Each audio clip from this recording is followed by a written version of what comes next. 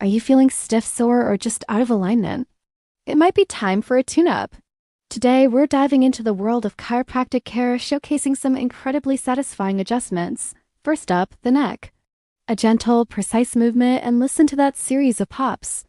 That's the sound of pressure being released from the joints, helping to restore motion and ease tension. Many people hold stress in their neck and shoulders, and an adjustment like this can feel like a total reset. Next, we move to the mid-back. This area is crucial for posture. A quick, controlled thrust helps realign the vertebrae. That deep crack you hear is often a sign of long-held stiffness finally letting go. It can improve your breathing and relieve discomfort between the shoulder blades. And finally, the lower back. This is a common trouble spot for so many of us. This adjustment targets the lumbar spine and sacroiliac joints, bringing powerful relief. The sound of release. That's what we love to hear. Proper alignment is key to feeling your best. If you enjoyed these amazing adjustments, give us a like, subscribe for more, and check out payhip.com/drcrackback. Get adjusted.